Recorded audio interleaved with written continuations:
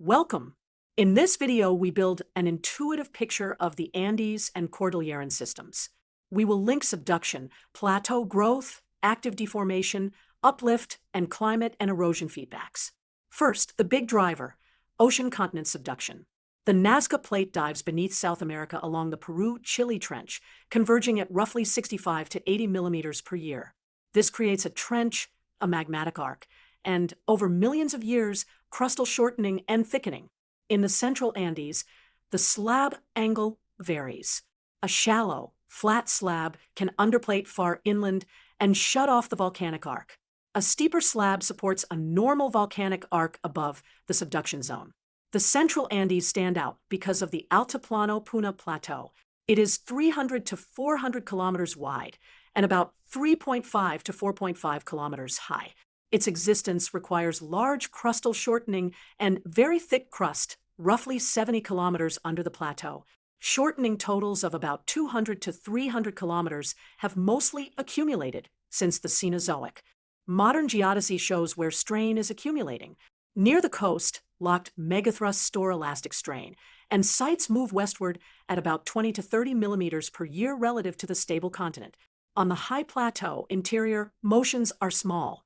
The eastern thrust belt still shortens by roughly 5 to 7 millimeters per year in places. Flat slab regions like the Sierras Pampeanas show vertical uplift around 1 to 2 millimeters per year. Uplift varies strongly by region and process. In Patagonia, rapid rock uplift of roughly 18 to 41 millimeters per year occurs due to glacial unloading. The eastern Cordillera and Subandes show a few millimeters per year, where shortening is active. The central plateau rises slowly, often less than 1 millimeter per year, and may even subside locally. Southern tectonic uplift is around 1 to 2 millimeters per year, and long-term uplift in northern Colombia ranges around 0.2 to 0.5 millimeters per year. Climate varies hugely along and across the Andes, and erosion follows the water and ice. On the western side in the central Andes, hyper-arid climate means very low erosion. Old surfaces persist, and large alluvial fans accumulate rarely. On the eastern slopes, heavy rainfall and vegetation drive rapid river incision and landsliding, exporting big sediment loads to the foreland basins.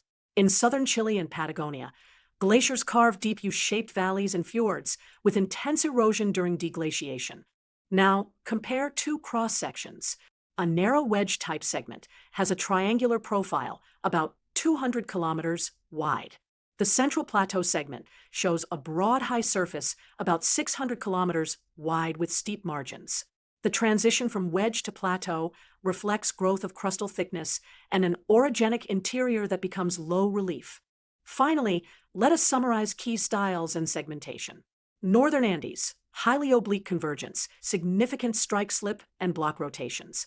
Central Andes, flat slab segments with basement uplifts, and a wide plateau with major shortening. Southern Andes, interaction with a spreading ridge makes a slab window and strong localized uplift and volcanism plus glacial effects. The Andes are a coupled system. Subduction builds topography and thickens crust. Climate and ice redistribute mass by erosion and glacial unloading, which in turn modulates uplift and deformation. GPS and earthquake records confirm that this orogen is active today.